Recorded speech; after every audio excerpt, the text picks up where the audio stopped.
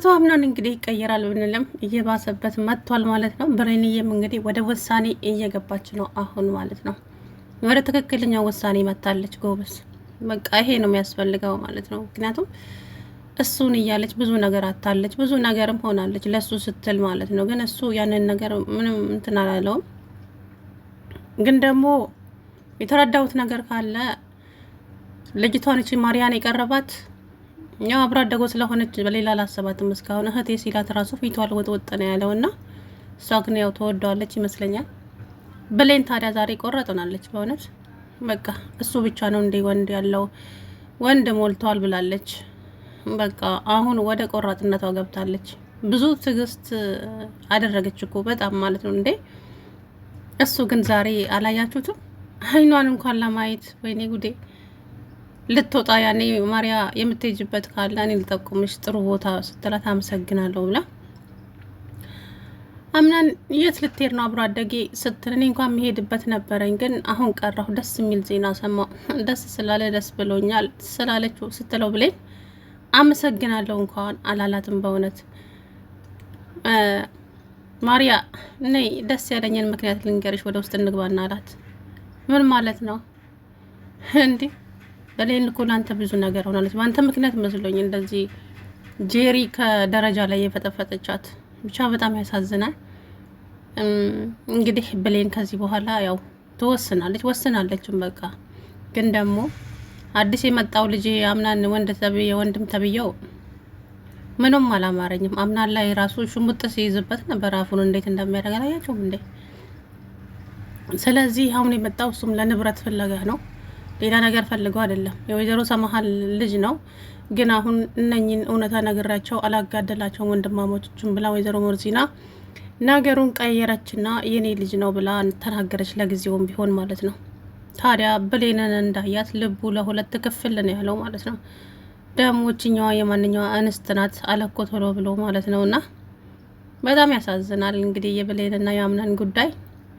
ታዲያ ደግሞ እኮ ይወዳታል በነገራችን ላይ። እንደዛ ለባብሳ ስትወጣ የት ነው የምትሄደው ምናምን ብሎ ነው መሰለኝ እንግዲህ ለማርያ የሚናገረው ነግሮ ከጨረሰ በኋላ የብሌን በር ላይ ሄዶ ቆመ፣ አሰበ። በሯን ከፍቶ ሲገባ የለችም ማለት ነው። ጭንቅላቱን አወዛወዘና እናት ዛህራ ጋር ሄደ። እናቴ ብሌን እየተሄዳ ነው? ወጥታለች የኔ ልጅ ሰው ላገኘ ነው ብላ። ሰው? አዎ ሰው። አይ እናት ዛህራ ግን ሲያውቁበት ያውቃው እኮ ነው። የእውነት ይናደዳል ወይስ አይናደድም ነው እንግዲህ ለማየት ነው።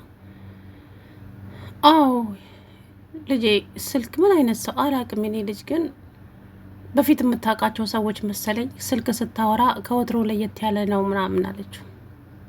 ምን ማንን ልታገኝ ይሆን አለ እኮ። ከዛ በኋላ ያው ይጠይቃታል በቀጣይ ማለት ነው። ፈልገሃት ነው የኔ ልጅ? ሀይ ከክፍሏ ሳጣት ነው አለ እኮ። አያምናል። እየወደድካት ግን ልታጣት ሆነ። በጣም ያሳዝናል።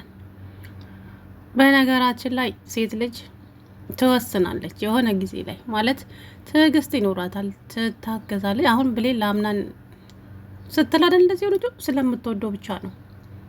ጄሪ ከደረጃ ላይ እንደዛ አድርጋት ልብሷን ሰረቀችኝ ብላ ያ ሁሉ ነገር እያወቀች አምናን እንዳይከፋ ያለበት ችግር ይበቃዋል ብላ እሱ ግን ለእሷ ምንም ነው፣ ለሱ ምንም ነው፣ ምንም አልመሰለውም። ለብሌን ማለት የውሉ ለሱ መስዋዕት እንደከፈለች ረሳት። ጨርሶ ነው የረሳት ማለት ይቻላል። ለዚህኛዋ ልጅ ነው ጊዜ እየሰጣት ያለው። ያ ደግሞ አስፈላጊ አይደለም። ስለዚህ ብሌን ዛሬ መናፈሻ ብቻዋን ሄዳ እንግዲህ ከአምናን ጋር ያሳለፈቻቸውን ቀኖች እያሰበች እዛ ቤት ውስጥ ምን እንደየተደረገ እንዳለ ሁሉንም ነገር እያወራች በልቧ ከአምናን ጋራም እንግዲህ ጥሩም መጥፎም እናሳልፋለች ያንንም። ስለዚህ የኔና የሱ የውሸት ፍቅር እዚህ ጋር ሊቆም ይገባል።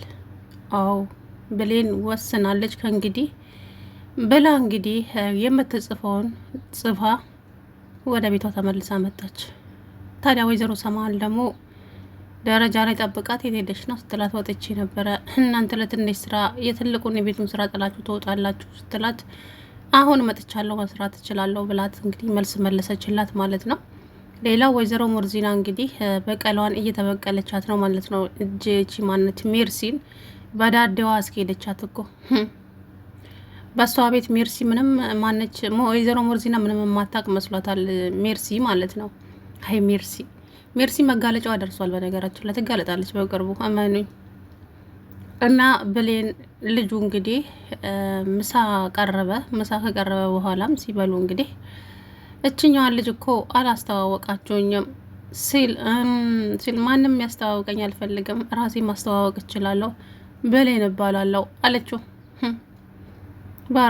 ባሮክ ስላወቅኩ ደስ ብሎኛል የእኔ ልጅ፣ ምግቡ ጣፍጠ ቺ ደግሞ እንደው ወይዘሮ ዜማ ታይ ገና ትገፉ አታናግሩኝ። አዎ አያቴ በጣም ቆንጆ ምግብ ነው ይመስለኛል። የአምናን ሚስት ናት ማሪያ የሰራችው ሲል ብሌን ፊቷ ልውጥ አለ። አምናንም ቶሎ ብሎ ብሌንን አያት ማለት ነው። እና አዎ ማሪያ የልጄ ጎበዝ ልጅ ናት አለች። አረ ተይ እናት ሴማ ታይ፣ ግን የእውነት ታይ። ሲጀመር እቺ ቡና ማፍላት እንኳን አትችልም እቺ ማሪያ የምትባለው ማለት ነው። ባለፈ ራሱ እናት ዛሃራን ቡና አፊ ግን እኔ ነኝ ያፈላሁት እንዳትዪ እሷ ነች ያፈላችሁ ብለሽ አምጪው አለች። ለምን ውሸት ያስፈልጋል? ዞሮ አምናን ብሌንን ሊያጣት አይፈልግም። ግን ብሌን እዚህ ጋር እየተጎዳች ነው። ታዲያ የእሷን ህመም ማን ነው የሚታመምላት እንዴ? ብሌንን አንድም ሰው ሊረዳት አልቻለም ያለ እናት ዛሃራ በስተቀር። ታዲያ ብሌን የኔ ልጅ ቸኩለሽ ውሳኔ እንዳትወስኝ። አይ እናቴ እንደውም ዘግይቻለሁ ለውሳኔው። አሁን ግን ዛሬ የመጨረሻ ውሳኔ። ታይ ብሌኔ የሚቆጭሽ እንዳታርጊ። ምንም አይቆጨኝም እናቴ፣ እስከ ዛሬ ዝም በማለቴ ነው የቆጨኝ። አምናን እኔን ትቶኛል። አብሮ አደጉን እየተንከባከባት ነው። እሷም ደግሞ ወደሱ እየቀረበች ነው። የኔ ልጅ ምን አይተሽ ነው? ያላየሁትን ጠይቅኝ እናቴ። በጣም ብዙ ነገር አይቻለሁ። ስለዚህ የማደርገውን የራሴ አውቃለሁ እናቴ። ታይ የኔ ልጅ የተሳሳተ ውሳኔ እንዳትወስኝ በድጋሚ አለቻት። ዛሬ የመጨረሻ ውሳኔ ነው እናቴ አታስቢ ብላ እንግዲህ ሄደች ማለት ነው። እውነቷን ነው ማለት አንዳንድ ጊዜ ላጣው አልፈለግም የምትሉት ሰው በድንገት ኮብልሎ ታገኙታላችሁ። ስለዚህ እቺ ልጅ ደግሞ አሁን አምናን በእርግጥ ማርያን ወዶት አይደለም አብሮ አደጉ ስለሆነች እና እንደገና ደግሞ እንግዳም አባቱም ልጅቷ አባትም ደግሞ ተንከባከባት ምናምን ስላለ ነው። በክፉ አይቶት አይደለም ወይ በፍቅር አይቶት አይደለም እሱ ማለት ነው። ግን ልጅቱ ትወደዋለች። በዛ ላይ የወይዘሮ ሴማ ግፊት አለ እንጂ አምናን ያው ብሌንን ያኮረፈበት ምክንያት በጄሪ እንደዛ አድርጋሽ እንዴት ደበቅሽኝ የሚለው ነው እንጂ አምናን እቺ ማርያን ወዶት አይደለም። ግን ግዴታ ወደ ፍቅር መግባቱ የማይቀር ነው እመኑኝ። ስለዚህ እቺ ልጅ መወሰን አለባት ነው። ግን ይሄ አዲሱ ልጅ እንግዲህ ብቻ ከባድ ነው። ታዲያ ቀደም እንግዲህ ምግቡን እየበሉ እያለ ምግቡን እሷ ነች የሰራችው ሲል ብሌን አመሰግናለሁ ብላ እንግዲህ ሮጣ ሄደች ወደ ፎቅ። ሄዳም ስታለቅስ ይሄ ደግሞ መኝታ ክላሷን ከፍቶ ገባ። ሮዲያ እንደዚህ የሚሾክል ሰው ደግሞ በጣም ነው የሚያናደደኝ። አሁን አምናን ይከተላል። ከዛ ቦታ በኋላ ደግሞ ሌላ ችግር ይፈጠራል ማለት ነው። እና ዞሮ እንግዲህ እስኪ ብሌንስ ለልጁ ምን አይነት ፊት ነው የምታሳየው አላቅም። እኔ አንዳንድ ሰው ጠደፍ ሲል ደግሞ በጣም ነው የምናደደው።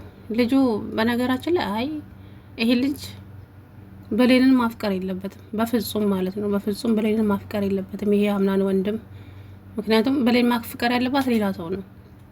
የአምናን ወንድም ነው ይሄ። እንዴት ወንድሙ ልታፈቅር ትችላለች እች ልጅ? ፈጽሞ የማይሆን ነው። ስለዚህ እንግዲህ ብሌን ትወስናለች። እኔ የእሱ ፍቅረኛ ነኝ ልትለው ትችላለች። እንግዲህ አናቅም። እስኪ ዞሮ የሚፈጠረውን ግን አምናን እንግዲህ ብሌን ከወሰነችብህ አለቀልህ።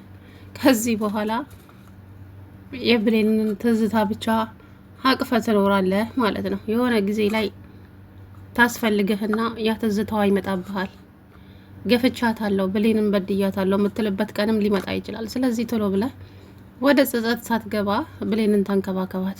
አለያማ አንዱ አሞራ መጥቶ ጥልፍ ያደርግብህና ጉድ ይፈላል። አምናን እህታዊ ምክሪ ነው ማለት ነውና አሳዘነችኝ ብሌን ዛሬ የምር ደረጃው ላይ አይኗን እንኳን ማየት አልፈለገምና በጣም ይሰማታል እች ልጅና ያውቃል ያለችበትን ሁኔታ። ግን ምን ዋጋ አለው? ሰላም ውድና የተከበራችሁ የቻናሌ ቤተሰቦች እንዴት ናችሁ? አለሁ ደህና ነኝ። ብሌንዬ ዛሬ እንግዲህ ውሳኔ የወሰነች ይመስላል። አዎ ግዴታ ውሳኔ ያስፈልጋል ለሰው ልጅ። ውሳኔ የማይወስን ሰው ምንም ዋጋ የለውም።